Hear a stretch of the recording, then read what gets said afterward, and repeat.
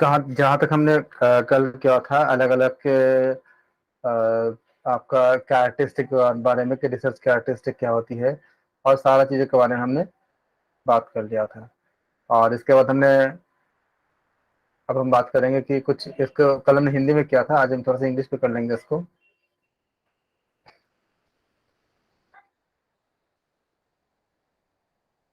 हमने देखा था सबसे पहले क्या था, हम पहले टॉपिक चुनाव करते हैं, मतलब रिसर्च का तो जो टॉपिक होती है, एक समस्या को हम चुनाव करते हैं, प्रॉब्लम को हम सिलेक्ट करते हैं। तो पहला स्टेप क्या होती है, the first step is to choose a something. PDF share नहीं हुआ है। Okay, 1 second.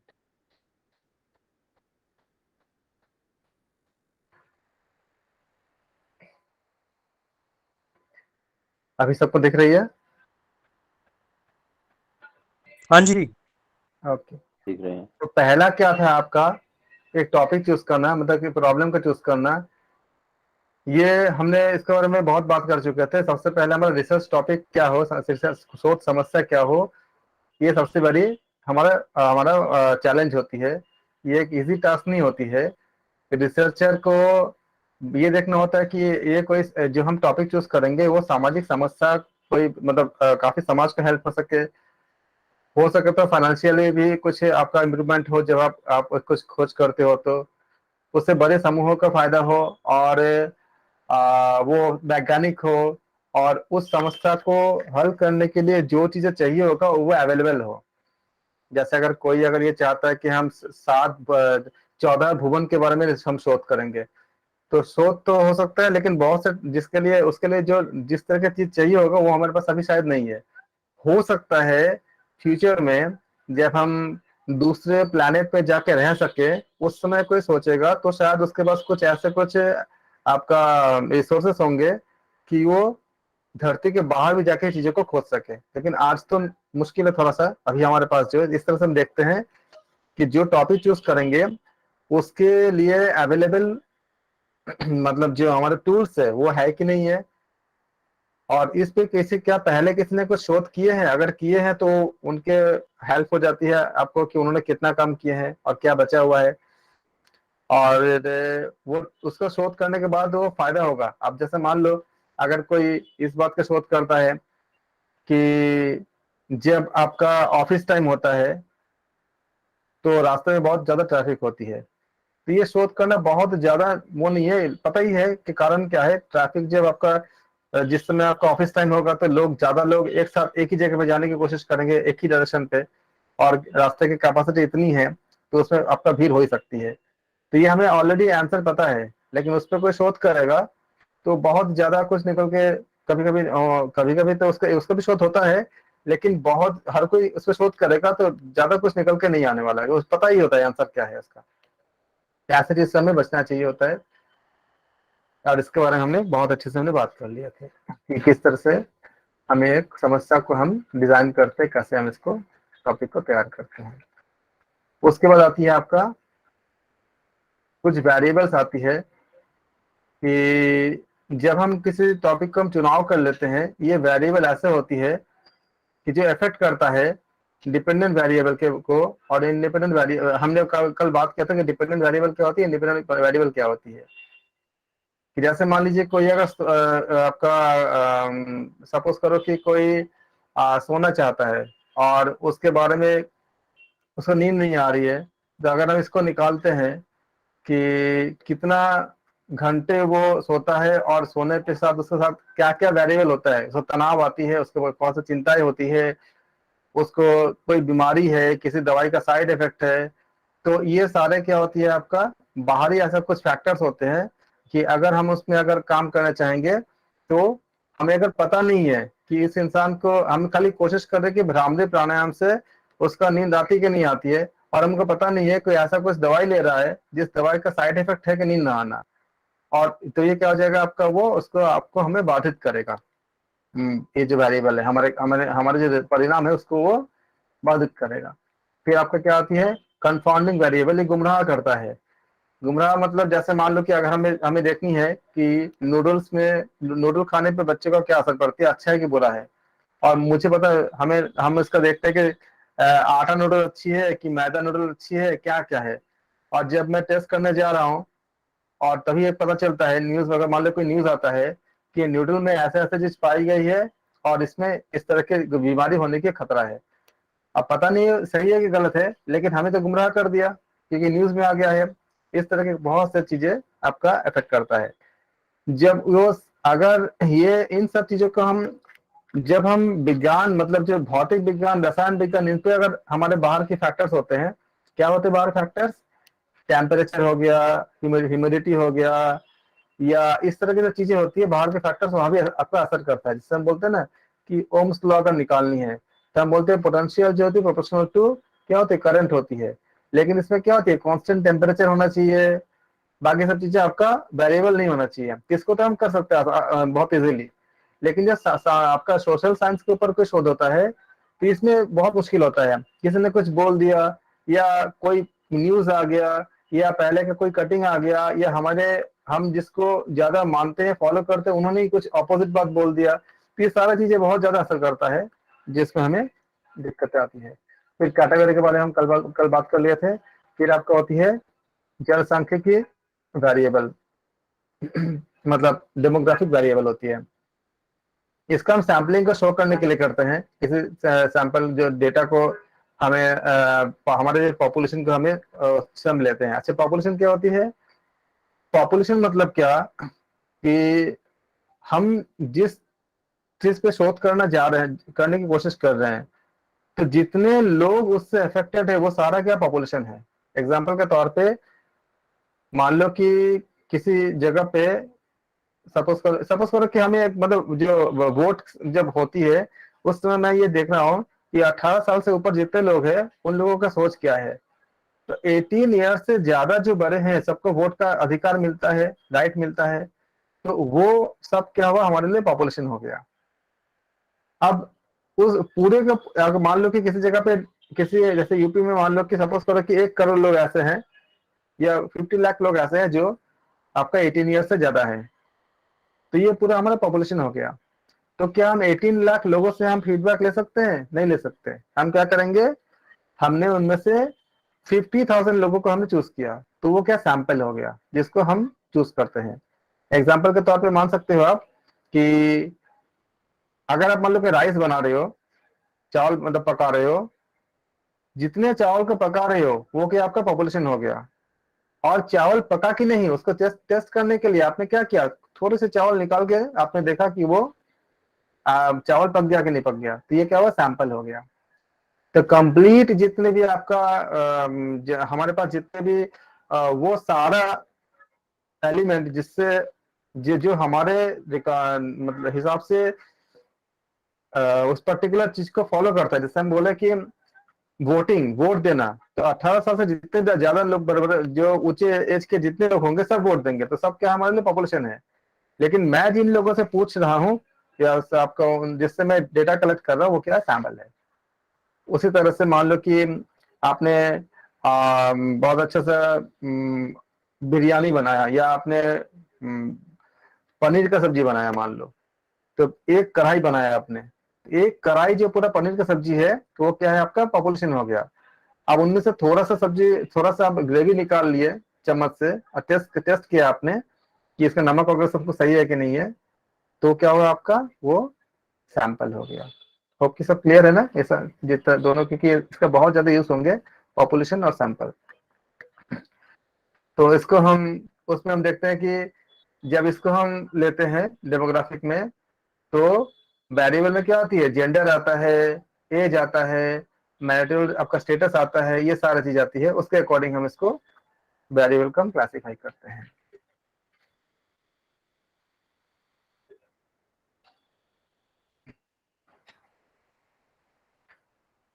इसमें आपका आता है 4 चीजें आती है। जैसे एक आपको होती है active variable, this can be changed and are under the control researcher control of researcher. इसमें क्या क्या आती है जिसको आप चेंज कर सकते हो, जैसे किसी का मंथली इनकम कितनी है, एक्सपेंडिचर कितनी है, या कोई अगर प्राणायाम करवा रहा है तो किसे हम कम कर सकते हैं, ज्यादा कर सकते हैं, ये सब चीजें। और एक होती है आपका एट्रीब्यूट एट्रीब्यूट वेरिएबल, जिसको हम कभी चेंज नहीं कर सकते हैं। जैसे किसी का जेंडर हो गया, एज हो गया, ये सब चीजें हम चेंज नहीं कर सकते, ये हमारा वेरिएबल होता है ये।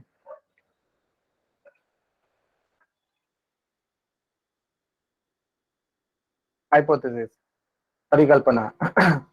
हाइपोथेसिस के बारे में हमने बताया था कि हमारे एक परिकल्पना होती है जब भी हम कोई शोध करते हैं, और हम देखते हैं कि जैसे मैंने एक परिकल्पना बनाया कि अगर मैं अनुलोम विलोम कराऊंगा तो उससे क्या होगा, लोगों को आपका नींद अच्छी आएगी या तनाव कम हो जाएगा। ये मेरा एक सोच है, तो मेरा एक हाइपोथेसिस है। ये अस्थाई होती है, इसलिए इसको कहते हैं टेंटेटिव, कहते हैं मतलब अस्थाई, मतलब स्थायी नहीं होती है।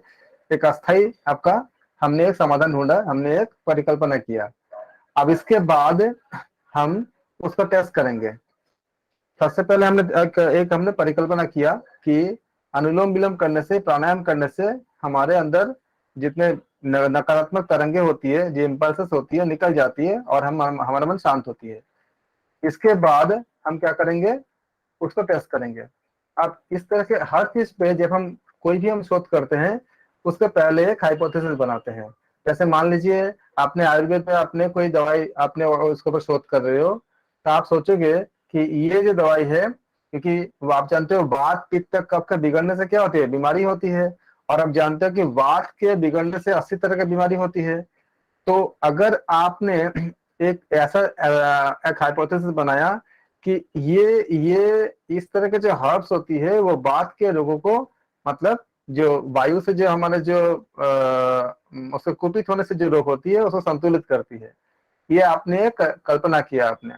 उसके बाद उसको आप टेस्ट करोगे कि आपका कल्पना या तो सही होगा या फिर गलत होगा। अगर आपका परिकल्पना हर जगह सही निकलती है तो आपने जो माना फिर वो लॉ बन जाएगा। जैसे हमने बोलते हैं ना, न्यूटन का law, first law, second law, इस तरह का लॉ बन जाएगा। और अगर वो किसी जगह पे, मतलब वो आपका किसी स्टेज पे अगर नहीं आपको फॉलो करता है, तो फिर वो उसका हिस्सा नहीं बन पाएगा, या फिर शर्तों के साथ बनेगा कि इस कंडीशन में लागू होता है और इस कंडीशन में लागू नहीं होता है।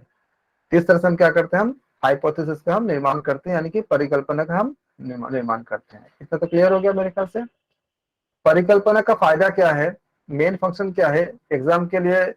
अभी हमारे खत्म होने वाला है, खत्म होते ही हम पास पेपर में जाएंगे, तब आपको ये सब बातें बहुत ज्यादा काम आएगा जो बताते जा रहा हूं मैं, कि मेन फंक्शन क्या है हाइपोथेसिस का।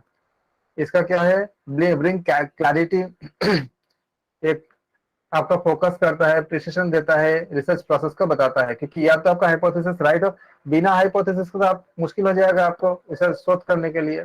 तो ये पहला क्या है आपका, ये आपको क्लैरिटी देता है, प्रिसिशन देता है, मतलब एकदम आपका शुद्धता देता है। और ये रिसर्च को आपका फोकस करता है। किसी थ्योरी को फॉर्मुलेशन करने में काम आता है, ये फॉर्मुलेशन फॉर्मुलेशन करता है किसी थ्योरी को। जैसे हम बोलते हैं ना कि फॉर्मूला के टर्म में भी वो एक्सप्रेस करता है। जैसे बोलते हैं कि एवरेज निकालना, औसत निकालना, तो और औसत के लिए फॉर्मूला क्या होता है, हम बोलते हैं कि सिग्मा एफ इंटू एक्स। शायद आप लोगों ने यह होगा मीन निकालने के लिए, sigma F into x by sigma F. ये आपका एक्स बार यानी मीन निकालने के लिए करते हैं। ये आपको सब आपको पढ़ने पे पढ़ेंगे, सिलेबस में भी है आपके। तो ये क्या हुआ, आपका एक फॉर्मुलेशन हो गया। तो ये करता है, it provides a direction to the research defined by the variable. जो वेरिएबल डिफाइन किया गया है उसको एक दिशा देता है। जैसे हमने बताया कि अगर आप अनुलोम विलोम करोगे तो आपको तनाव कम हो जाएगा, वो बाद में खत्म हो जाती है। अगर आप भ्रामरी करोगे तो आपको माइग्रेन में बहुत फायदा करेगा, बहुत अच्छा होगा। तो ये जो हम क्या कर रहे हैं, ये हम डिफाइन किए हमने। अब इसके बाद हमारा शोध ये काम करेगा कि सच सच में क्या ये करता है, अगर करता है तो कहां तक करता है, अगर कहीं नहीं करता तो कंडीशंस क्या है। ये क्या करता है, हमको डायरेक्शन देता है, एक दिशा देता है हमारे शोध को।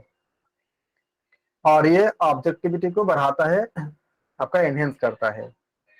और ये आपका जब हाइपोथेसिस होता है, वो अंधविश्वास को या आपका ब्लाइंड रिसर्च को आपको रोकता है, क्योंकि आप अपने हाइपोथेसिस को ही सही या गलत ठहराओगे। तो आप एक आपका जो ब्लाइंड रिसर्च जो होती है उसको रोकता है। It provides a temporary theory. Temporary क्यों? क्योंकि हमें नहीं पता कि ये सही होगा कि गलत होगा।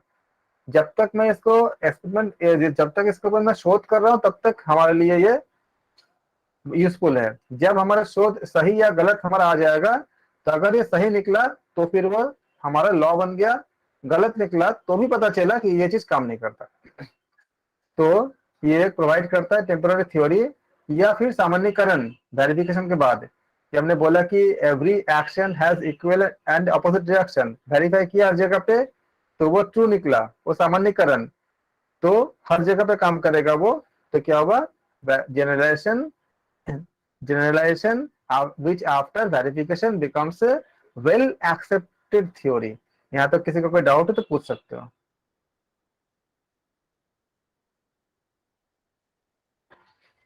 सबको क्लियर हो गया ना? Very good. एग्जाम के क्वेश्चंस काम सॉल्व करते समय इस समय ये सब चीजें दोबारा आएगा।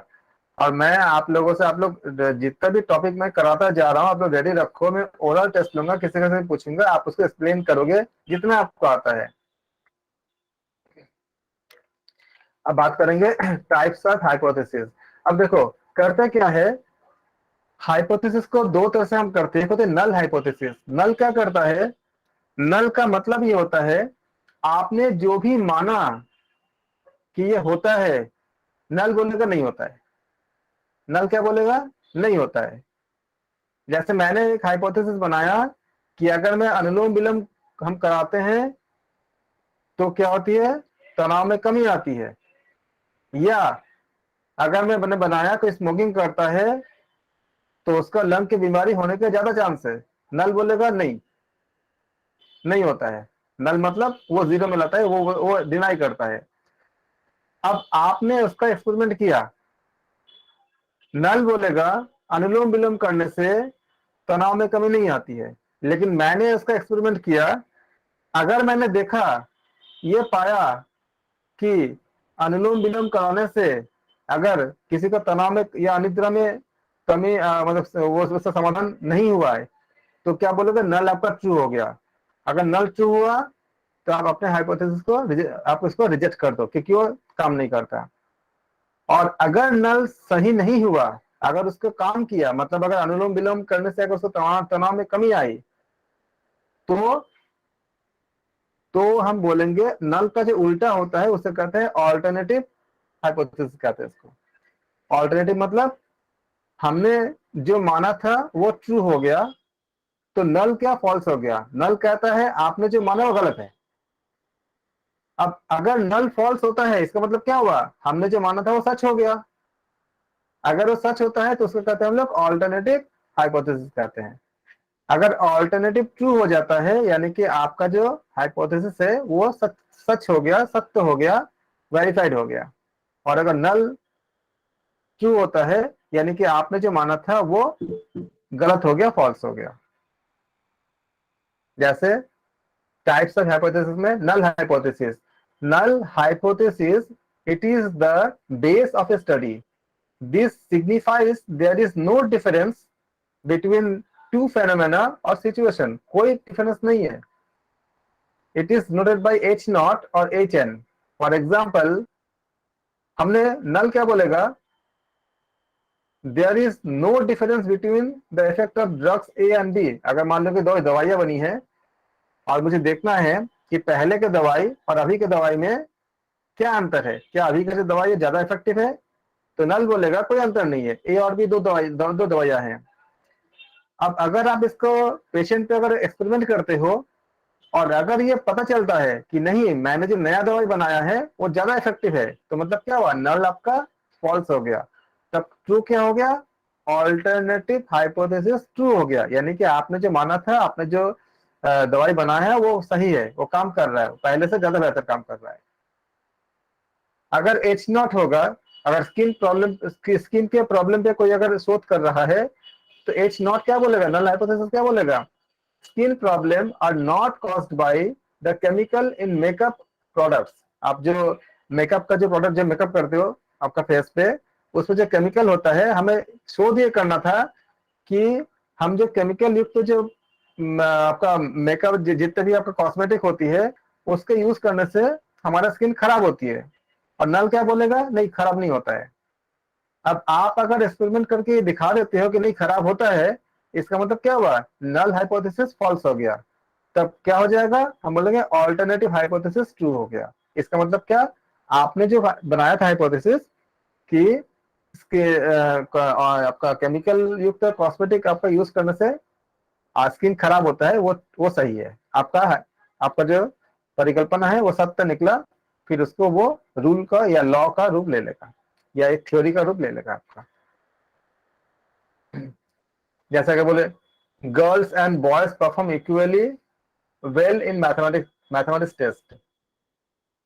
तो अगर ये हम तय करते हैं कि इक्वल नहीं होते हैं, गर्ल्स बेटर होते हैं बॉय से या बॉय बेटर होते हैं गर्ल्स से, तो नल बोलेगा नहीं, दोनों बराबर है। अब आप इसको क्या करोगे, टेस्ट करोगे, ये आपका नल होते हैं। बहुत ज्यादा इंपॉर्टेंट है, बहुत क्वेश्चन आते हैं, और नल हाइपोथेसिस से तो आपका क्वेश्चन आना ही आना पक्का तय है, 100% है, मतलब उसका आना ही आना है। या तो डायरेक्ट पूछेंगे, या तो ऑप्शन के साथ आपका मैच कराने के लिए देंगे, लेकिन आएगा जरूर, मतलब मैक्सिमम चांस है कि उसे आ ही जाए। फिर आता है आपका ऑल्टरनेटिव हाइपोथेसिस, जो नल की उल्टा होती है। अगर एक्सक्यूज मी सर, ऑल्टरनेटिव, हाँ जी, हिंदी में इसको नल को क्या बोलेंगे सर? हिंदी में नल के लिए क्या वर्ड आएगा? हिंदी में शून्य परिकल्पना। ओके। शून्य परिकल्पना में हिंदी वाला आपको टेक्निकल वर्ड जो है बताता हूँ। हिंदी में हाँ, शून्य परिकल्पना नहीं कर हाँ सकते। सर, शून्य परिकल्पना ही होगा, शून्य या रिक्त। रिक्त और शून्य भी कर सकते हो, एक सेकंड देखते हैं।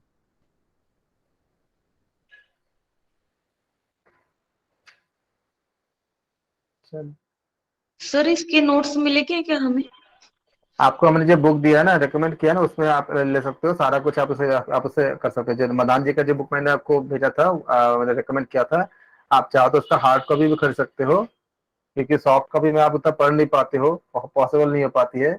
अगर आप लेते हो तो नया एडिशन लेना 2022 का, तो उसमें आपको काफी कुछ मिल जाएगा। किस राइटर को रिकमेंड किया था साहब ने?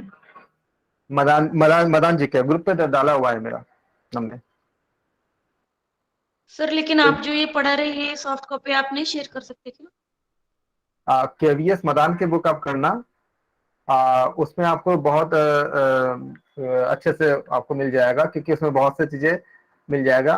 और मैं ना मेरा एक चीज जगह का नहीं होता, मैं बहुत जगह से जो बेस्ट होता है उसको मैं आपको यहाँ पे प्रेजेंट करता हूँ मैं, क्योंकि एक बुक पे सब कुछ बेस्ट नहीं होता। तो मैं उसके अकॉर्डिंग बहुत छाट करके, ताकि आपके पास कभी क्रीम पहुंचे, क्योंकि कंटेंट बहुत बड़ी है, बहुत बड़ी है। आप देखो कितने सारे क्लास लग गई, अभी हम पूरा कर भी नहीं पाए। तो आप ये तो आपका रिकॉर्डेड है ही है, आप इससे इसको चाहो तो इसको भी आप नोट्स बना सकते हो, आप इसको रिकॉर्डिंग दे करके। और बाकी एक बुक का अगर आप करना चाहो तो आपका केवीएस मदान का अच्छी बुक होती है। फिर आपका एक और बुक होती है, मैं भेज दूंगा, हिंदी में भी आती है शायद उसका, मैं भेज दूंगा उसको, वो भी अच्छी बुक है, उससे भी कर सकते हैं आप। कोठारी की बुक कैसी है सर? बुक तो बहुत आती है, एक आपका आती है, मैं मुझे अभी मैं मेरे पास ही है, मेरे पास एक पूरा लाइब्रेरी है पूरा बुक की, कम से कम 700-800 बुक से ज्यादा वहाँ पे है। मेरे घर पे एक लाइब्रेरी मैंने बना के रखा है सारा, मतलब मेरा साइंस का, मैथमेटिक्स का, और ये योग का, और सारा आपका रिसर्च का सब कुछ मिला के है। तो मुझे मेरे इसमें बहुत से बुक्स है। तो मैं आपको एक आपको और बुक है, ट्रू मैन की बुक है, ट्रू मैन की भी बुक अच्छी होती है, उसको भी आप कर सकते हो, अगर चाहो तो ले सकते हो। लेकिन केवीएस मदान की बुक आपका ज्यादा फेमस है, आप चाहो तो ट्रू मैन भी कर सकते हो, लेकिन मदान जी का बुक आप कर सकते हो। इसमें हिंदी में भी है उनका, इंग्लिश में भी है, दोनों में है। तो ये हमने बता कि आपका ऑल्टरनेटिव हाइपोथेसिस आप चाहो तो इसका स्क्रीनशॉट ले सकते हो जो मैं शेयर कर रहा हूँ, या आप रिकॉर्डिंग देख सकते हो, रिकॉर्डिंग से भी आप इसे कर सकते हो। तो ये आपका, मैंने क्या बोला आपको कि नल हाइपोथेसिस, नल आपका क्या कहता है कि आपने जो भी माना उसको बोलेगा नहीं, जो भी आप माने हुए, जो भी आप थ्योरी बनाए हो, नल बोलेगा नहीं आप गलत हो। उसके बाद आप सही उसको जांचो, अगर वो थ्योरी सच में गलत है तो फिर आप इसको रिजेक्ट कर दो। और अगर सच में गलत नहीं है, मतलब आपने जो माना था सही है, तो उसका नाम होती है ऑल्टरनेटिव हाइपोथेसिस कहते हैं इसको। तो मैं तो ये बोलूंगा, अगर आप नाम को, टेक्निकल नाम को अगर इंग्लिश में याद कर सको ज्यादा अच्छी है, क्योंकि हिंदी नाम में सिनोनिम्स ऐसे ऐसे आती है कि सिनोनिम्स अगर एग्जाम में पूछ लिया जाएगा तो आपको दिक्कत होती है, उस समय आप इंग्लिश वाला देख लोगे, क्योंकि हिंदी इंग्लिश दोनों में आप उसमें स्विच कर सकते हैं एग्जाम में। तो इंग्लिश वाला देखोगे तो आपको फर्स्ट यार, इंग्लिश में आपका मतलब अलग वर्ड इस्तेमाल नहीं होती है, बहुत कमी होती है। इंग्लिश में जितने वर्ड इस्तेमाल होती है उसको हम पहले से आपको जो बता रहे हैं उसी में से आया है। हिंदी में क्या होता है कि नए नए ऐसे ऐसे वर्ड आ जाती है जिसमें उस समय आपको इंटरप्रेट करना थोड़ा सा मुश्किल हो जाती है। तो हेडिंग को जो है ना, जैसे हाइपोथेसिस है, नल हाइपोथेसिस है, उसको आप इंग्लिश में करो, उसका हिंदी भले, उसका अंदर का चीज आप भले हिंदी में लिख लो। तो H1 क्या बोलेगा आपका, H1 से शो करते हैं, इसका सिंबल H1 ही होता है, मतलब ऑल्टरनेटिव।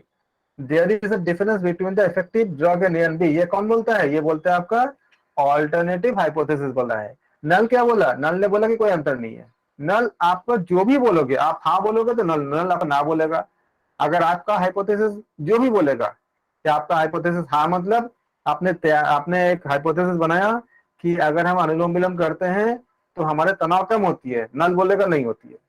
और अगर आप हाइपोथेसिस बनाते हो कि अगर कोई स्मोकिंग करता है तो उसके आपका मतलब लंग के बीमारी या दूसरे टीबी कैंसर होने की बीमारी होने के ज्यादा चांस है, नल बोलेगा नहीं होता है।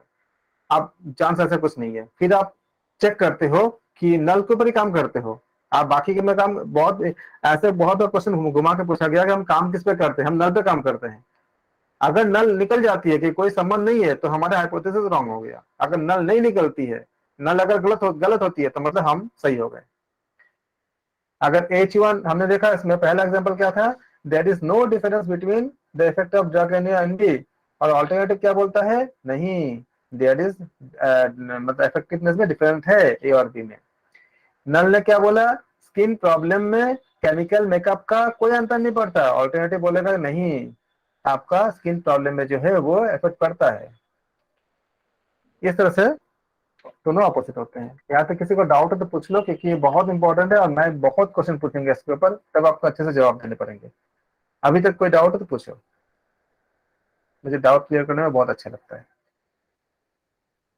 किसी को नहीं है, बहुत अच्छा, बढ़िया। आपको पूछो क्या हाँ जी बोलिए। कि हाइपोथेसिस तो एक है, तो हमें काम नल पे करके उसको रॉन्ग प्रूव करना है, तो अल्टरनेटिव हाइपोथेसिस हमारा सच हो जाएगा। मतलब हमें हमारा प्रूफ जो हाइपोथेसिस है वही सच होगा। हमें प्रूफ किसी को नहीं करना है, हम देखेंगे क्या आता है, हम जबरदस्ती प्रूफ नहीं करेंगे। हम एक हाइपोथेसिस हमने डेवलप किया और नल बोलेगा कि आपने जो डेवलप किया गलत है। अब आप इसको अलग अलग शोध करके, जितने भी तरह का आपने शोध का प्रकार जो पढ़े हो, जहां पे जो सुटेबल होगा, शोध करके आप नल पे ही काम करते हो। नल बोलता है कि आपने जो हाइपोथेसिस बनाया वो गलत है। वो अगर नल सही हो जाए, मतलब हमारा हाइपोथेसिस अगर काम न करे, तो बोलेंगे कि हमने जो परिकल्पना बनाया था वो काम नहीं करता, उसको आप रिजेक्ट कर दोगे। और नल अगर गलत हो जाए, इसका मतलब क्या हुआ, इफेक्ट करता है, हमारा जो परिकल्पना वो काम करता है, यानी कि आपने जो हाइपोथेसिस बनाया था, जो परिकल्पना बनाया था वो सच है। नल का गलत होना आपका मतलब आपने जो बताया वो सच है, नल का गलत होना आपका सही होना होगा, आपका हाइपोथेसिस का। और नल का सही होना मतलब आपने जो हाइपोथेसिस बनाया वो गलत होना होता है। क्लियर है? जी।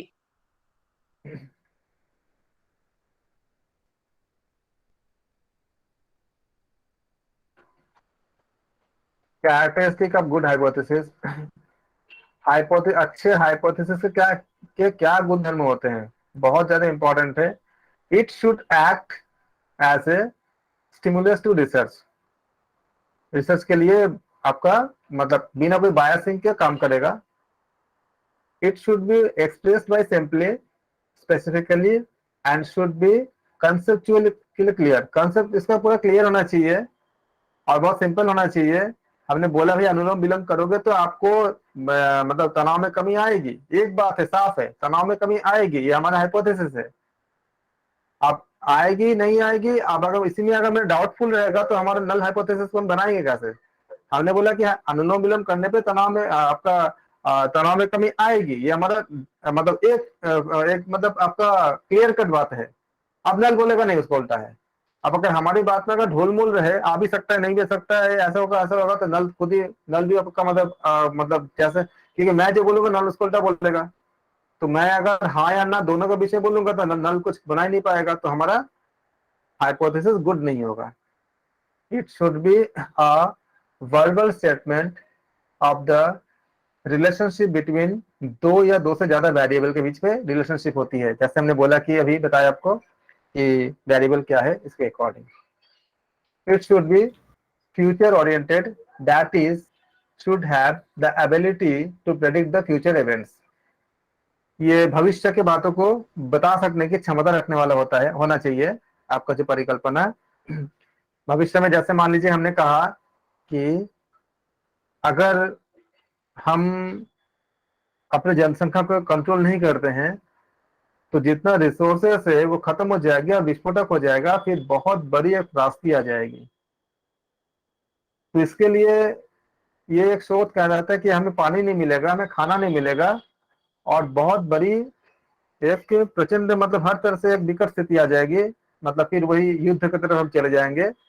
युद्ध होंगे तो काफी क्षति होगी और फिर एक आपका प्रकृति जो है वो बैलेंस करती है, या कोई ऐसा कुछ स्थिति होगी जो हमारे लिए बहुत दुखदायी होगी।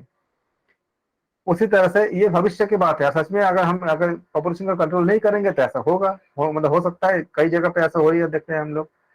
पॉपुलेशन अगर बहुत ज्यादा कम हो जाएगी तो भी क्या होगा, एक समस्या होगी, क्योंकि देश को जैसे कई कंट्री में ऐसे होते हैं कि उनका पॉपुलेशन बहुत कम है, जैसे रशिया वगैरह में इतनी ज्यादा लैंड है, इतनी ज्यादा जमीन है, इतने सारा है, लेकिन वहाँ पे पॉपुलेशन बहुत कम है। तो एक ऐसा भी देश हुआ था जहाँ पे ज्यादा से ज्यादा जो मदर ज्यादा से ज्यादा बच्चे बच्चे को जन्म देते हैं उनको मतलब आपका अप्रिशिएट की जाती है, उनको मतलब आपका एनकरेज की जाती है, क्योंकि वहाँ पे पॉपुलेशन बहुत कम होता है। तो हमें एक संतुलन में होना चाहिए कि बहुत कम भी नहीं, बहुत ज्यादा भी नहीं। उसी तरह से जब हमारे जैसे कुछ प्रथाओं के कारण या कुछ और के कारण जब भ्रूण हत्या होती थी कि लड़कियों को कोख में मार जब हत्या होती थी, तो कि लड़का है कि नहीं ये देख करके, जिसको हम लोग मतलब भ्रूण हत्या कहते हैं, तो समस्या क्या आएगी, नेचर जो है नॉर्मली बैलेंस कर देता है कि 1000 लड़कों के पीछे 1000 लड़कियों के आसपास रेशियो रहता ही है नेचुरल तरीके से।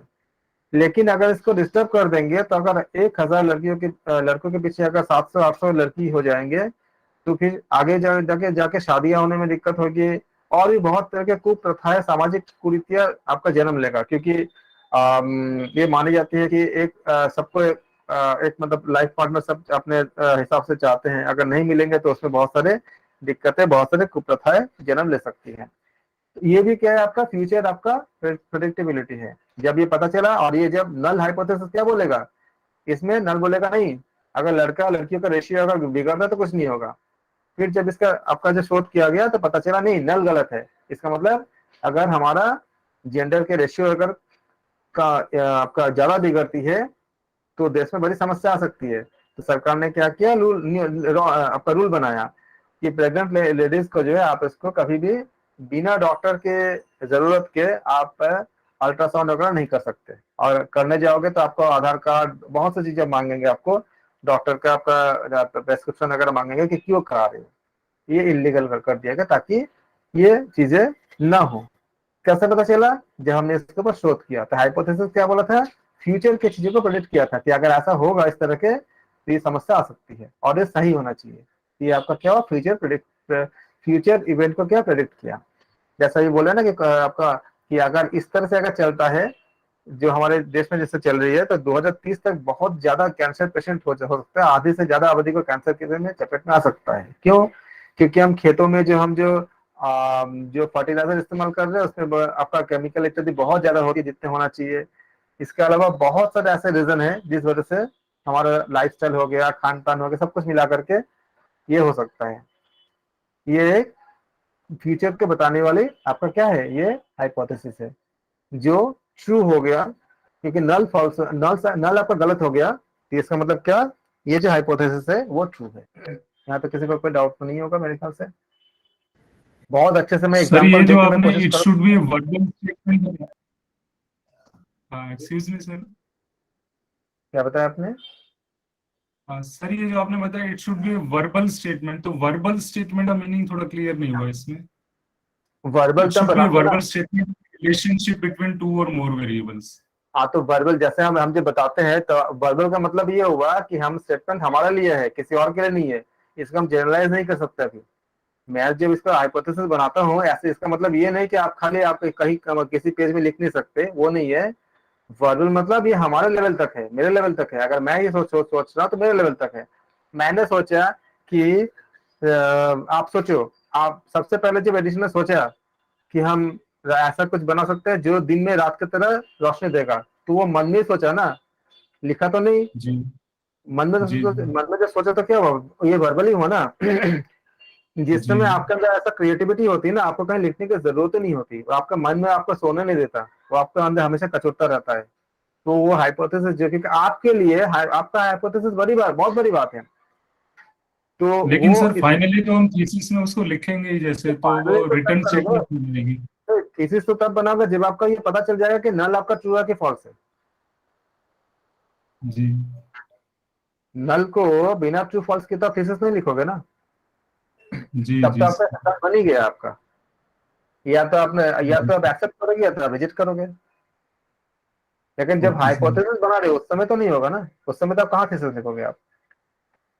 जी शुड बी एबल। और किसी को कोई डाउट है तो पूछ लीजिए, सबको क्लियर है। सर इसका हेलो। मतलब सर इसका मतलब नल हाइपोथेसिस को हम ये भी बोल सकते हैं कि डिपेंडेंट और डिपेंडेंट एंड इंडिपेंडेंट वेरिएबल में नो रिलेशनशिप है, तो वो नल हाइपोथेसिस है। अगर मैंने हमारा हाइपोथेसिस ये है कि रिलेशनशिप नहीं है तो नल बोलेगा रिलेशनशिप है। अगर हमारा हाइपोथेसिस ये है कि रिलेशनशिप है तो नल बोलेगा नहीं है। हम जो मानेंगे नल उसको उल्टा मानेगा। उसका हेलो। हाँ जी। हाँ सर, ये करें कि अगर नहीं मतलब कि जो हम सोचें अगर वो नहीं होगा तो नल हो जाएगा, अगर हो जाएगा तो अल्टरनेटिव, बस यही ना। मैंने बोला कि आपने जो सोच रहे हो ना, आप जो भी सोच रहे हो, नल बोलेगा उसको उल्टा नहीं होता आप जो सोच रहे हो। अब इसके बाद आप नल को आप टेस्ट करते हो, तो नल अगर ट्रू होता है यानी कि आपका सोच गलत हो गया, तो आप इसको रिजेक्ट कर दोगे।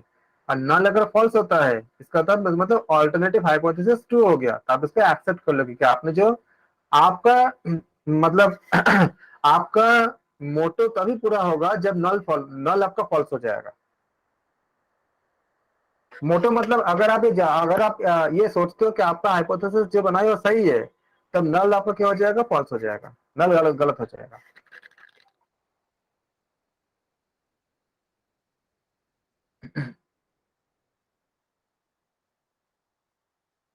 तो it should be able to prevent blind, इस हमको सब बता चुका मैं। Data collection should be clear defined so that the resources are not wasted in the collection of the irrelevant data. ये सारी चीजें आपका एक अच्छे हाइपोथेसिस का क्या होती है, कैरेक्टरिस्टिक होती है। प्रिपेयर द, उसके बाद क्या होती है आपका, प्रिपेयर द रिसर्च डिजाइन। इसके बाद जब सर हमने, हाँ जी बताएं। सर हाइपोथेसिस कितने प्रकार की होती है? अभी जो मैंने आपको बताया, अभी आपको आपके जो इसमें जो कितने प्रकार के बोलोगे तो इसका तो बहुत सारे मतलब इसका आपका सब पार्ट है। लेकिन जितना आपके इसमें बताया गया है उसके अकॉर्डिंग अभी मैंने आपको यही बताया आपको कि आप नल और ऑल्टरनेटिव ये आपको लेकर चलो। अगर आप ये पूछोगे तो इसका बहुत है, अभी हम बात इसमें करेंगे। और इसमें ही कार्यकारी भी प्राकल्पना बताते हैं ना सर? इसमें बहुत सी चीजें हैं, लेकिन अभी आपको किसी भी इस सेक्शन में खाली इतना ही पढ़ने के नल और आपका ऑल्टरनेटिव। इसके बाद जब सेक्शन आएगी तो उसमें मैं बताऊंगा कि किसका है बहुत। अगर मैं इसे अभी बता दूंगा तो सब कुछ आपका किस चीज बन जाएगा। अ, इसी में से मैंने कार्यकारी भी परिकल्पना पढ़ा था, इसी में से मतलब नल कार्यकारी, फिर नल, हाँ, फिर ये जो अल्टरनेटिव। आपका जो उपकल्पना जो हम करते हैं, अभी हम उपकल्पना के बारे में बात कर जाऊंगा तो क्लास भी बहुत लंबी हो जाएगी। ऐसे हमारा 12 मतलब वीडियोस बन चुके हैं। ओके ओके तो सर। और इसमें देखो, इसमें क्या होती है कि आप जो आपका main function of the hypothesis मतलब उपकल्पना का जो मुख्य कार्य होती है, तो ये आपका मुख्य कार्य एक होती है। मुख्य कार्य में क्या होती है, एक आपने हाइपोथेसिस आपने बना लिया आपने, ये आपका मुख्य चीज हो गई। और फिर मुख्य के बाद क्या होती है आपका इसमें हम सामान्य रूप से दूसरे भी हम उसके भी सब पार्ट करते हैं। उपकल्पना का भी बहुत से आपका टाइप्स होती है। एक होती है आपका डेस्क्रिप्टिव हाइपोथेसिस, मतलब जिसे हम लोग कहते हैं वर्णनात्मक परिकल्पना। लेकिन मैं ये सब चीजें ऑलरेडी बता चुका हूँ। सापेक्ष या संबंध कारक आपको हमने बता चुके हैं कि कोरिलेशन आपका रिलेशन हाइपोथेसिस क्या होती है। जैसे आपको दो चर जैसे माता पिता का संबंध दिखाते हैं, या शहर में रहने वाले या आपका जो गांव में रहने वाले लोग जो है उनके कितना खर्च कर पाते हैं, शहर में रहने वाले लोग अपने बच्चों के शिक्षा में कितना खर्च कर पाते हैं, और गांव में रहने वाले कितना खर्च कर पाते हैं, इनके बीच में हम संबंध निकालते हैं। तो ये सारी चीज जब हम क्वेश्चंस करवाएंगे वो ज्यादा उस समय क्लियर हो जाएगा। इसलिए इस पर आपका होती है व्याख्यात्मक हाइपोथेसिस, यानी आपका व्याख्यात्मक आपका उपकल्पना। उप का मतलब क्या, उसका सब पार्ट होती है। उसके बाद आपका आता है ये शून्य और वैकल्पिक, जो मैंने बताया आपके नल और ऑल्टरनेटिव बताया आपको। इसी का शून्य या रिक्त कहते हैं और वैकल्पिक कहते हैं इसको। तो उसी का पार्ट होता है, क्योंकि ये बहुत ज्यादा डिफरेंशिएट करने की चीज नहीं था तो मैंने इसके वो नहीं किया। ऐसे इसका डिफरेंशिएट करने जाएगा तो बहुत सारे आपका इसमें आपका डायरेक्शनल भी आती है, नॉन डायरेक्शनल भी आती है। दिशात्मक मतलब क्या होती है, दिशात्मक हम जैसे कि किसी क्लास में अगर स्टूडेंट है तो अगर बताते हैं कि छात्र में लड़के और लड़की में अधिक सक्षम कौन है, जैसे हम हमेशा देखते हैं कि लड़कियां जो है मैक्सिमम आपका एग्जाम में ज्यादा अच्छा करती है, या उनके संख्या ज्यादा होती है, परसेंटेज ज्यादा होती है, तो क्या हुआ, दिशात्मक हो गया। और अगर हम ये बताते हैं कि इसका कोई अगर इस तरह कोई डायरेक्शन अगर नहीं देते हैं, खाली ऐसा बोलते हैं कि क्लास में कुछ बच्चे बहुत अच्छे किए हैं और हमने कुछ इसका कोई दिशा नहीं दिया, और अगर हम ऐसा कहते हैं कि कक्षा में जो प्रदर्शन है छात्र और छात्राओं के बीच में कुछ अंतर है, हमें पता नहीं चलेगा किसका ज्यादा किसका कम है, तो ये क्या हुआ, आपका गैर दिशात्मक हो गई, नॉन डायरेक्शनल हाइपोथेसिस हो गया। तो इसकी ज्यादा जरूरत नहीं है, क्योंकि जब क्वेश्चन करेंगे तब आपको इस पे क्लियर हो जाएगा सारा चीजें। तो ऐसा सब पार्ट बहुत है, बहुत ज्यादा है।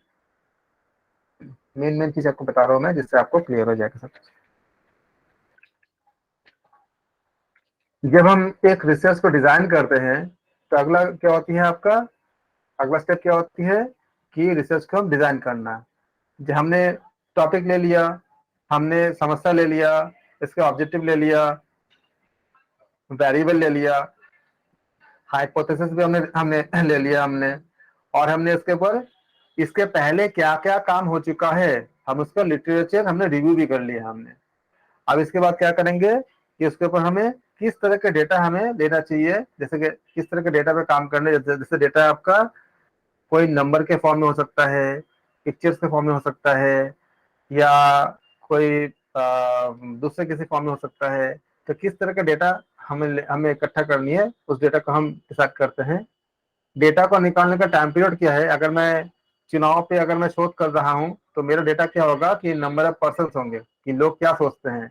अगर किसी प्रोडक्ट के बारे में हम शोध करेंगे तो हमारा डेटा क्या होगा, हम लोगों से जाकर पूछेंगे कि आप क्या पसंद करते हो, इस तरह की चीज की आपकी, अगर आप 4 टूथपेस्ट मार्केट में है तो आप क्या पसंद करते हो, क्या नहीं करते हो, और आप क्या नया क्या चाहते हो।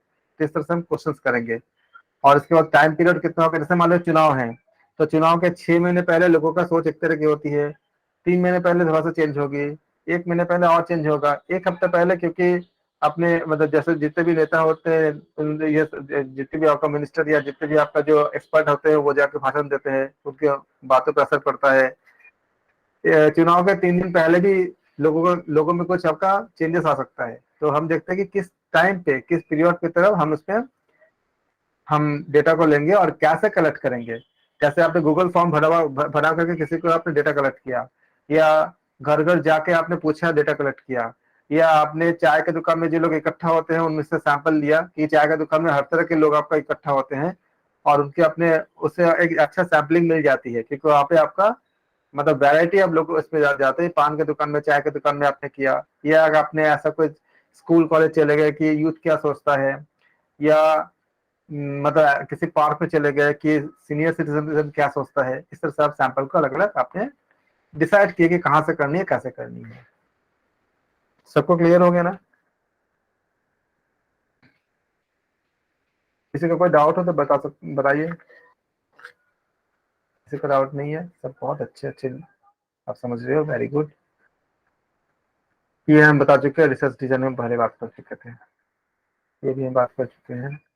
एक्सपेरिमेंटल रिसर्च हम बात कर चुके हैं पहले ही। सैम्पलिंग, सैम्पलिंग के बारे में हम थोड़ा सा पहले ही बात किए थे कि पॉपुलेशन क्या होती है।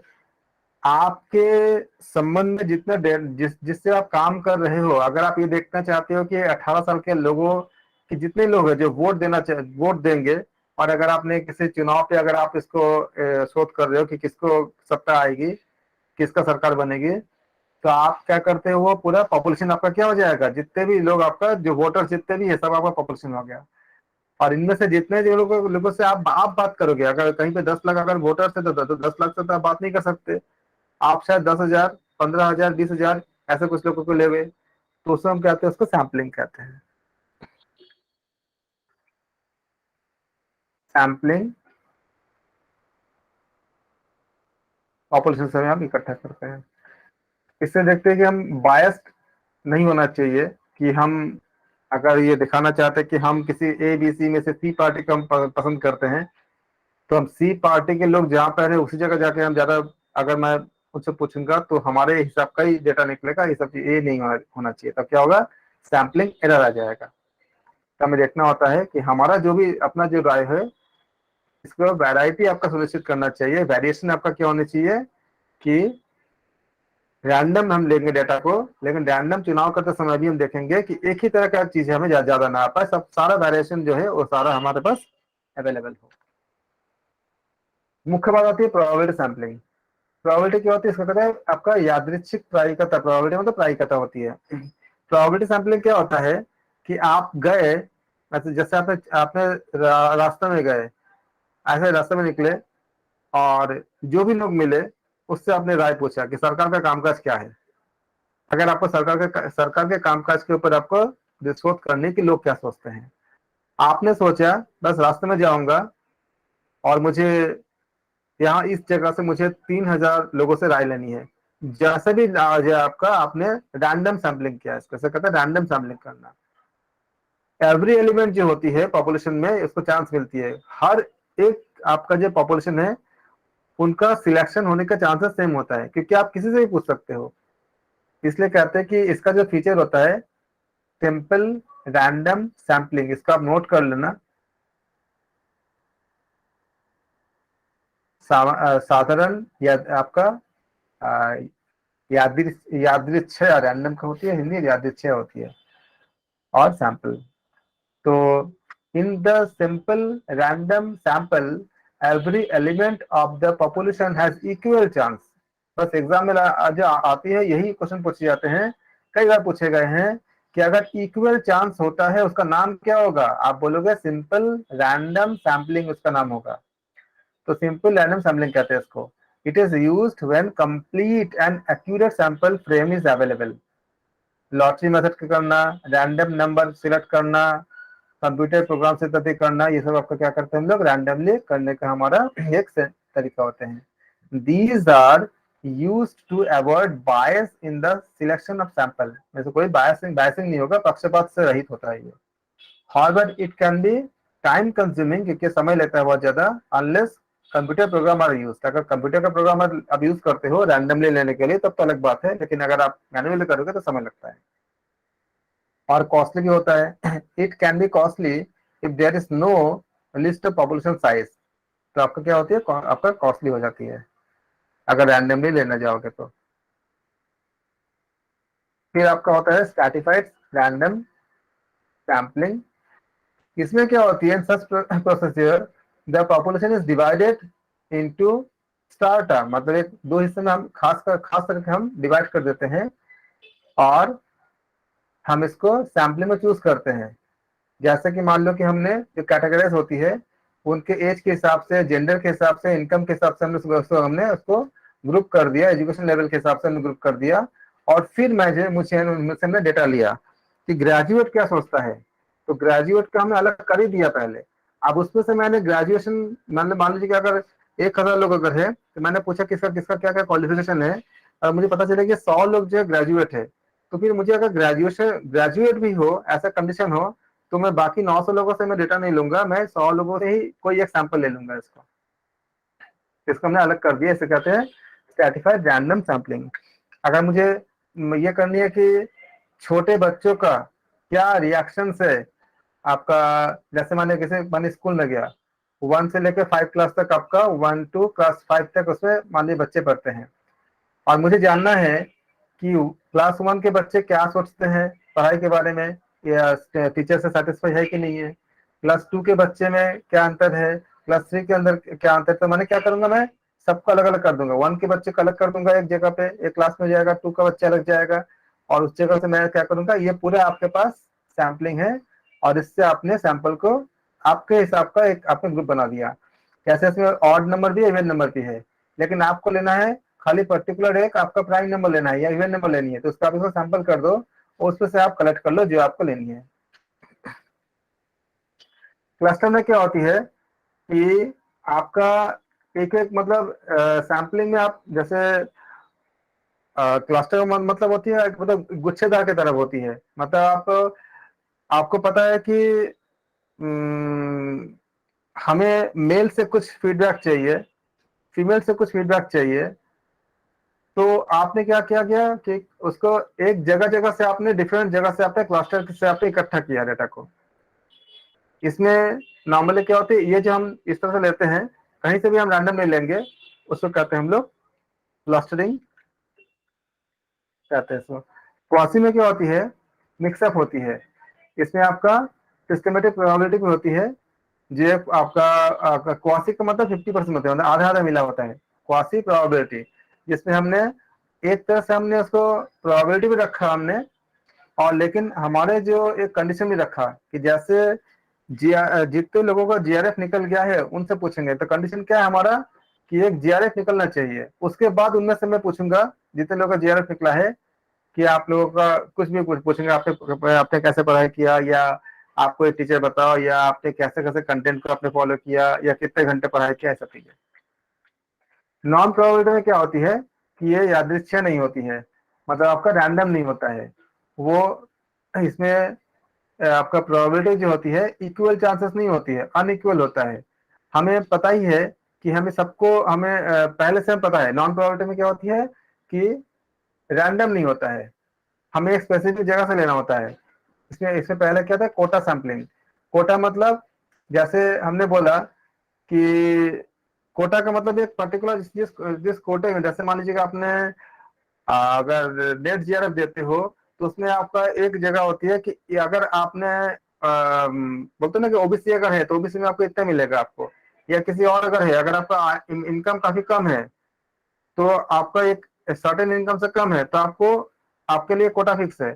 तो वहां से हम डेटा लेंगे जो एक पर्टिकुलर किसी क्वालिटी को या हमारे किसी खास मापदंड को फॉलो करता है, उससे हम लेंगे जब डेटा। तो कोटा सैम्पलिंग क्या होता है, ये ग्रुप में डिवाइड करते हैं।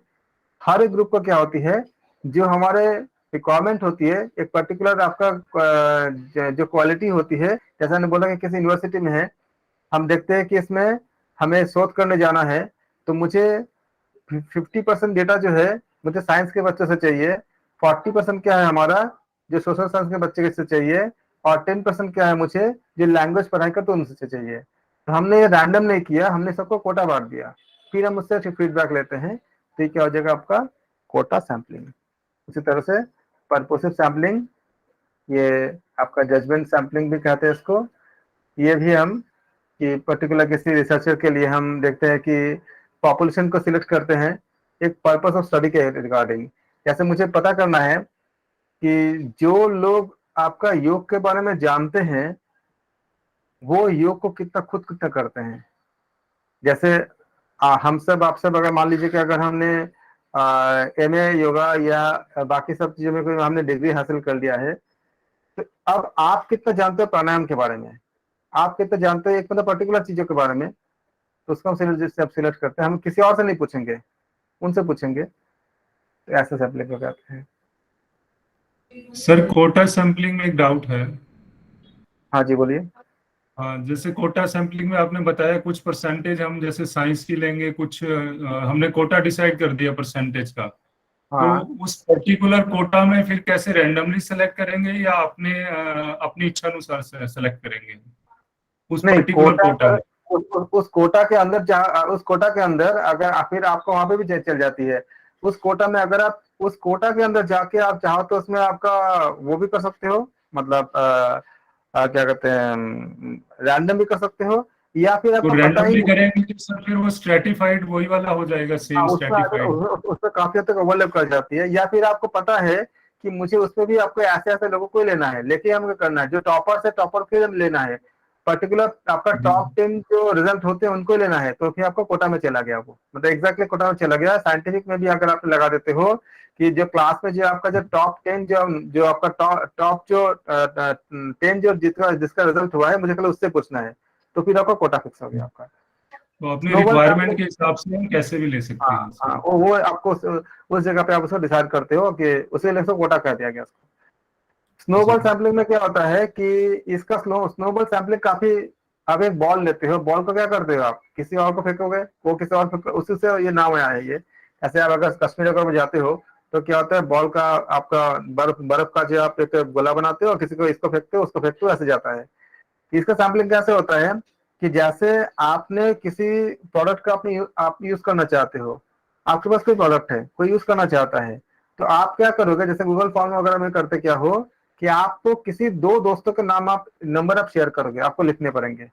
तो आपको क्या मिला, आपको सैम्पलिंग अपने आप एक एक ने आपके प्रोडक्ट को आपके फैसिलिटी को यूज किया, लेकिन कंडीशन क्या है कि उसको दो दोस्तों के नंबर या उसका डिटेल उसको भरना पड़ेगा।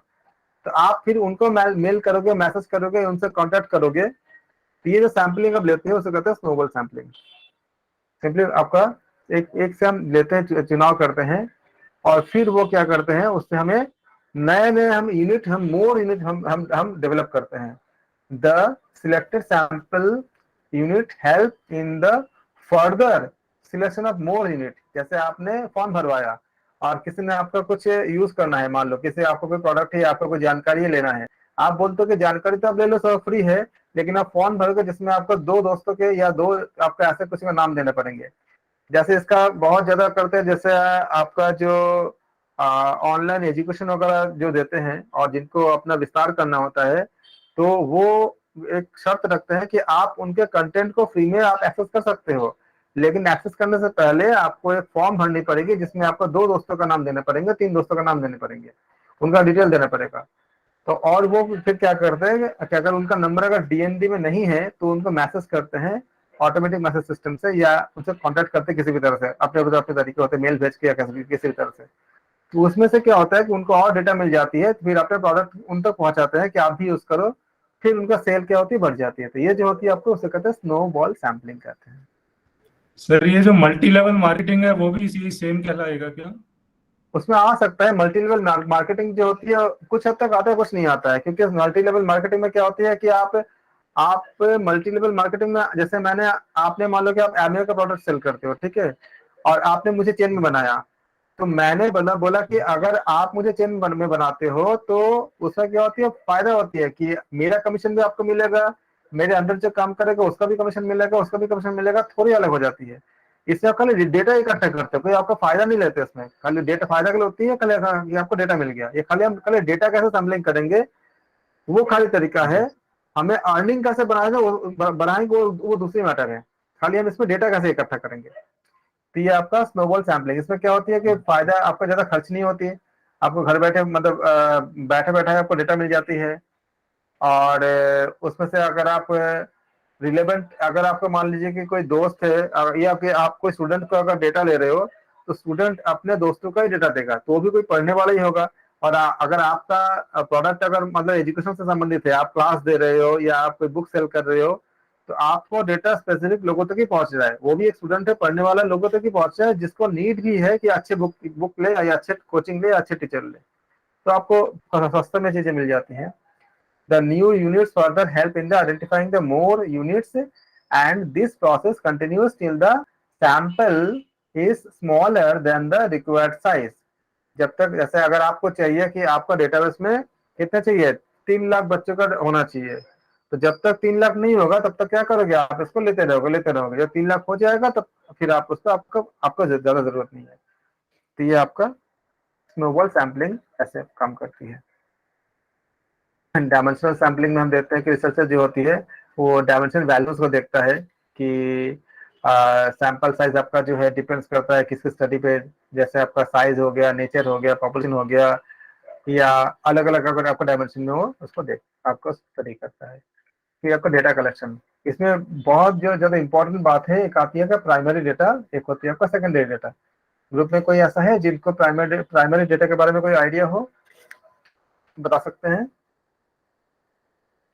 सर प्राइमरी डेटा जो हम खुद इकट्ठा करते हैं वो प्राइमरी डेटा कहलाएगा, और किसी और का यूज करते हैं तो वो सेकेंडरी डेटा कहलाएगा। आपने कहा प्राइमरी डेटा हम खुद इकट्ठा करते हैं वो प्राइमरी डेटा कहलाएगा।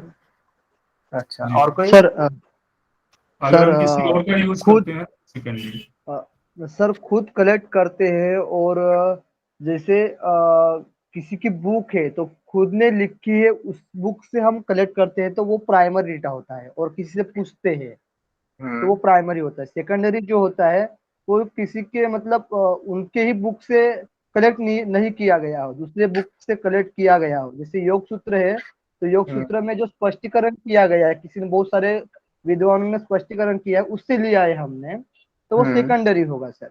ओके, और कोई? आप सब कोशिश करो, कोशिश करोगे तो बहुत चीज निकल के आएगी, पता है इसमें बहुत अच्छी होती है ये कॉन्वर्सेशन। एक होती है कि आपका ये मैं चाहिए सर, चाहता हूँ कि स्टूडेंट सेंटर हो, आप लोग इसको टीचर सेंटर कर देते सर बता हैं। बोलो आप लोग। हाँ सर, हाँ, बोलिए। आवाज आ रही है? हाँ, आ रही है, प्राइमरी बोलिए। डेटा जो सर प्राइमरी डेटा जो सर खुद जाके मतलब खुद से मतलब वो करते हैं, मतलब कि जो डाटा खुद से कलेक्ट किया जाता है डायरेक्ट फेज बाय फेज। और सर सेकेंडरी डाटा वो सर जो हमें ऑनलाइन या इंटरनेट के माध्यम से या मैगजीन के माध्यम से मिलता है।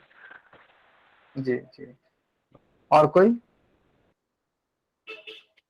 सुन के आप लोग बोलो ना, अपने हिसाब से बोलो ना, जो आपको सही लगता है आप लोग बोलोगे तो ज्यादा अच्छा होगा, क्योंकि 4 जगह से जब बातें आती है ना तो आपका 4 बार सुनते हो। साइंस ये कहता है कि एक चीज का अगर आप 5 बार सुनते हो ना तो आपका माइंड पे पूरा बैठ जाता है, इसलिए अगर आप 4 लोग 5 लोग बोलते हो तो बहुत अच्छा होता है। और मैं ये चाहता हूँ कि ये धीरे धीरे हमारा मिक्स होगा, टीचर सेंटर के साथ साथ वो स्टूडेंट का भी इन्वॉल्वमेंट हो, ज्यादा अच्छा होता है। अब और कोई कोशिश करें? सर सेकेंडरी डाटा को पहले जो रिसर्च किया हुआ है उसमें उनको भी ले सकते हैं ना, जो पहले आप रिसर्च बताओ, हुई है उस टॉपिक अभी पे? आप बताओ, अभी आप बताओ। मेरे हाँ, हिसाब से बताइए। तो सर ये है, प्राइमरी डाटा तो जो हम अभी कलेक्ट कर रहे हैं हाँ, और जो अपने उसके रिसर्च के लिए कलेक्ट कर रहे हैं, और सेकेंडरी डाटा वो होगा जो पहले रिसर्च की हुई हैं, उनका उन्होंने जो परिणाम निकाले हैं अपना जो रिसर्च किया है उनको लिया जाएगा सेकेंडरी डाटा में। ओके, आप लोगों ने जितना आंसर दिया सबका आपका जो भाव लगभग समान था, और काफी हद तक मतलब बहुत हद तक सही है पूरा सारा चीजें। कुछ कुछ जगह पे पूरा ही सही है, और आप लोगों ने काफी अच्छा कोशिश किया, और सही बोला आप लोगों ने। क्या होता है प्राइमरी डेटा? जैसे एक अच्छी एग्जांपल है, जो कि गवर्नमेंट ने जनसंख्या को इकट्ठा किया, डेटा इकट्ठा किया, तो सरकार के लिए क्या होगा, प्राइमरी हो जाएगा। लेकिन मैंने उस डेटा का, सरकार के डेटा का इकट्ठा करके हम अपना कोई मतलब मान लो कि अगर मेरी दवाई की कंपनी है और मैंने देखा कि कितने लोगों को इस पर्टिकुलर बीमारी से ग्रस्त होते हैं, सरकार के पास इसका डेटा है कि कार्डियो से इतने लोग अफेक्टेड होते हैं और आपका टीबी से इतने लोग हैं, तो मैंने सरकारी डेटा को दोबारा, सरकार का डेटा को हमने एक्सेस किया करके हमने उसके लिए हमने काम किया। तो ये हमारा क्या है, हमारे लिए क्या है, सेकेंडरी डेटा है। सरकार के लिए क्या प्राइमरी डेटा है कि उन्होंने काम किया था। तो जो मौलिक रूप से जो काम मौलिक रूप से काम करके जो डेटा इकट्ठा की जाती है वो प्राइमरी डेटा होती है, और उसका उपयोग जो दूसरे लोग करते हैं वो सेकेंडरी डेटा होती है। आप लोगों ने बिल्कुल सही सही आंसर दिया, और सबका भाव यही था, शब्द अलग अलग थे, बहुत अच्छे। तो ये प्राइमरी डेटा और सेकेंडरी डेटा बहुत ज्यादा आपका रोल प्ले करता है आने वाले क्वेश्चंस में। एक बात आती है आपका क्लोज एंडेड, एक होती है ओपन एंडेड। ये बात बहुत जगह काम आएगा। आप बताओ मुझे क्लोज एंडेड क्या होती है और ओपन एंडेड क्या होती है, एग्जाम्पल के साथ बताओ। आप लोगों का पार्टिसिपेशन बहुत जरूरी है। हिंदी और क्या आप है लोगों सर? में से जो लोग, हिंदी हाँ जी बोलो। हिंदी मीनिंग सर क्या है? क्लोज एंडेड का मतलब ये है कि जिसका हम मॉनिटर कर सकते हैं, इनपुट और आउटपुट दोनों। जैसे समझ लीजिए कि जो ट्रैफिक लाइट है वो ओपन एंडेड कहलाता है, क्योंकि उसका ट्रैफिक फ्लो पे बहुत ज्यादा नहीं होता, एक बार जो सेटिंग हो जाती है, जो टाइम सेट कर देते हैं वही रह जाता है। वेर जब क्लोज एंडेड हो जाता है ना, तो उसमें क्या है कि फीडबैक के थ्रू यदि आगे का किसी तरह का आउटपुट यदि ज्यादा है जो रेफरेंस है, तो वो हम उसको फीडबैक के थ्रू वो हम कम कर देते हैं। तो इस तरह से ये क्लोज एंडेड कहलाता है। उमेश ठीक जी है सर। उमेश जी, आपने कोशिश किया लेकिन ये अप्रोप्रिएट नहीं हो पाया। और जो शब्द का आपने इस्तेमाल किया ना, जो नए जो सुनने वाले होंगे उनके लिए इंटरप्रेट करना भी थोड़ा सा मुश्किल होगा। लेकिन आपने जो बताया, आपने कोशिश आपने बहुत बहुत आपके कोशिश करने के लिए आपको बहुत बहुत हाँ, धन्यवाद। मैंने साइंस का वो एग्जाम्पल दिया है हाँ, मैं एक्चुअली समझ गया। डाटा के केसेस में। हाँ मैं समझ गया, लेकिन एक्चुअली ये जो है पूरी तरह से सही भी नहीं बैठा। लेकिन आपने कोशिश किया, इसके लिए बहुत आपको साधुवाद, धन्यवाद। और अच्छे आपने मतलब कोशिश किया, लेकिन ये नहीं है यहाँ पे, जो पूरी तरह से ये नहीं है जो हम क्लोज, यहाँ पे जो क्लोज एंडेड है, ओपन एंडेड है, इसकी थोड़ी सी आपके इससे अलग बात है, बताता हूँ। लेकिन और कोई कोशिश करें, क्योंकि आप लोग ये जो डिस्कशन होती है यही आपको माइलस्टोन होता है। रिकॉर्डिंग देखने के बाद आपको बहुत ज्यादा फायदा नहीं होता, जो आपको लाइव जो डिस्कस करते हो उससे आपको 10 चीज निकल के आती है। मेरा टाइम ज्यादा लगता है ऐसा करने में, लेकिन इससे ये प्रोडक्टिविटी बहुत ज्यादा होती है, इसलिए मुझे करना पड़ता है। क्योंकि मैं अगर खाली बोलता जाऊंगा ना तो उतने ज्यादा अच्छा नहीं होता है। बोलो, आप कोशिश करो। सर क्लोज एंडेड ऐसा होता है जैसे उसका रिजल्ट हमें पता होगा कि आइदर ये होगा और ये होगा, कुछ डेफिनेट रिजल्ट, मतलब कुछ सेट ऑफ रिजल्ट्स होंगे, उसी में से उसका रिजल्ट होगा हमें। और ओपन एंडेड में वो कुछ डेफिनेट नहीं होगा, उसका रिजल्ट कुछ भी हो सकता है, जैसे ऐसा आ सकता है। आपने काफी हद तक जो मीनिंग क्लोज एंडेड, आपने क्या बोला आपने? क्लोज एंडेड में मतलब कुछ हमारे पास सेट ऑफ रिजल्ट एक हम बना सकते हैं कि उन्हीं में से ही आएगा रिजल्ट। जैसे एक तरह से मल्टीपल चॉइस क्वेश्चन होते हैं, हमारे आंसर्स होते हैं उसके, तो उन्हीं में से कोई एक आंसर होता है। और ओपन एंडेड में ये होगा कि रिजल्ट कुछ भी आ सकता है, उसमें मतलब कुछ डेफिनेट नहीं है कि वो उस सेट में से ही होगा, किसी स्पेसिफिक सेट में से होगा, ऐसा डेफिनेट नहीं होगा। आपने जो बोला काफी अच्छा बोला, और काफी हद तक सही, मतलब करीब जाता है आंसर के, सही एकदम जो आंसर सही आंसर है उसके बहुत करीब जाता है। बहुत अच्छे, थैंक यू सर। एक बात सर हाँ, हम प्रयास करें। बोलिए मुझे बोलिए। सर इंग्लिश वर्ड समझा नहीं, लेकिन मैं प्रयास करता हूँ सर। जैसे हम कोई इंटरव्यू वगैरह, अभी आपने उस दिन एग्जांपल दिए थे कि कोई इंटरव्यू वगैरह मतलब देने के लिए जाते हैं, तो उसी विषय के संबंधित होते हैं क्वेश्चन, जो हमें पता रहते हैं कि उससे ही पूछने वाले हैं, तो वो होगा क्लोज। और अलग साइड से पूछेंगे क्वेश्चन, मतलब इधर उधर से पूछेंगे, वो होगा ओपन।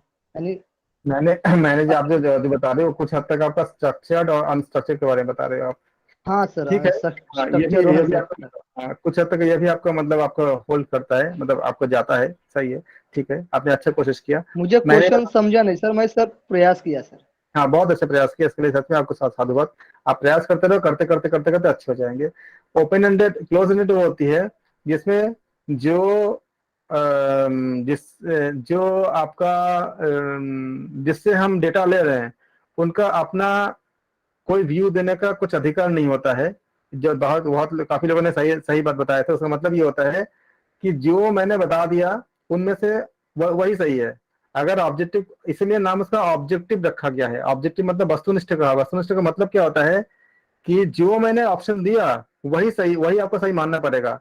अगर आपके सोच मेरे सोच में से थोड़ा सा अंतर भी हुआ, और हो सकता है कि ऐसे कभी होता भी है कि 4 ऑप्शन में से कई बहुत क्लोज आंसर सही होते हैं, लेकिन मैंने जो सही माना है वही आपको सही मानना पड़ेगा, भले ही वो दूसरे आंसर कितने ही उसके करीब हो। इसे कहते हैं क्लोज एंडेड। ये आपका क्या होती है, क्वांटिटेटिव डेटा में ऐसा होता है। अगर मैंने बोला 2 + 5 आपका जो है 7 होगा, तो 7 ही होगा, कुछ और आप मान लो, मतलब कुछ नहीं हो सकता। और ओपन एंडेड में क्या होती है, जो हम लोग एग्जाम देते हैं, नॉर्मल जो एग्जाम देते हैं आपका क्लासरूम में, अपने हिसाब से लिखते हैं, जिसमें आपका जो यूजर है उसको भी हक होता है, उसको भी अधिकार होता है कि उस चीज को उसके अकॉर्डिंग वो अपने हिसाब से अपने बात भी रख सकता है। इसे कहते हैं हम लोग ओपन एंडेड कहते हैं। इसका इस्तेमाल बहुत ज्यादा होंगे, इसलिए मैंने इसको थोड़ा सा समय दिया इसमें। अब तो काफी टाइम हो गया है, तो हम इसको यहाँ तक रखते हैं। सेकेंडरी डेटा तक किया हमने, और कल हम इसमें हम सर सभी की बातें तो एक्चुअल में थोड़ी थोड़ी सही हो गई सर। नहीं, आप जब डिस्कस करते हो तो सही होता ही है। उसके बाद जो आपका जो क्लास ले रहे हैं उनका फिर होता है कि वो एकदम स्पेसिफाई कर देते हैं, और जो स्टूडेंट्स होते हैं या जो आपका फॉलोअर्स होते हैं उनका पार्शियली सही होता है, कभी कभी तो पूरा 100% को सही कर देते हैं। आप लोग तो बहुत अच्छे से बोलते हो। सही शब्दों का हमारा काम होता है कि सही शब्दों को लास्ट में एनालाइज कर देना ताकि सबके उसमें जाए, और जी सर। रिकॉर्डिंग भी जो देखेंगे Thank उनको you, भी sir. फायदा होगा। काफी आप Thank लोगों का प्रयास हमेशा अच्छा ही होता है, और जब आप लोग पार्टिसिपेट करते हो ना तो आप लोगों को खुद को याद रह जाता है। बाकी लोग जो बोलते हैं तो उनके उनके विचार को भी आप समझ सुनते हो, वो भी काफी हेल्पफुल होता है, मददगार होता है। तो हम यहाँ तक रखते हैं आज, फिर कल इसका हम आगे करेंगे, और बहुत जल्दी हम इसको खत्म कर देंगे हमारा। फिर हमें हमारा असली जो हमें कल ये थ्योरी से हमें पूरा टर्म से हम फैमिलियर हो गए। हमारा असली जो अग्नि परीक्षा होगा, वो जो हम पेपर करेंगे, हम जो क्वेश्चंस करेंगे, उसमें अग्नि परीक्षा होगा कि आप लोग कितना एक्यूरेट दे पा रहे हो, दे देते हो। धन्यवाद। हम प्रार्थना करेंगे। सर्वे भवन्तु सुखिनः, सर्वे सन्तु निरामया, सर्वे भद्राणि पश्यन्तु, मा कश्चित् दुःखमाप्नुयात्। ओम शांति शांति शांति। आप सबके अंदर जो परमात्मा है, मैं उनको प्रणाम करता हूँ। आप सबका दिन मंगलमय हो। धन्यवाद। नमस्कार।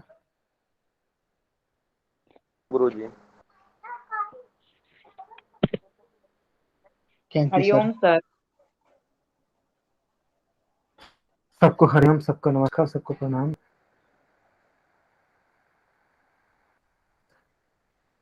आप लोगों को डाउट हो किसी को तो आप मुझे मैसेज भी कर सकते हो, मेरा पर्सनल नंबर ग्रुप पे मैं भेजता रहता हूँ चीजें, तो आप लोग उससे भी पूछ सकते हो, कोई दिक्कत हो तो।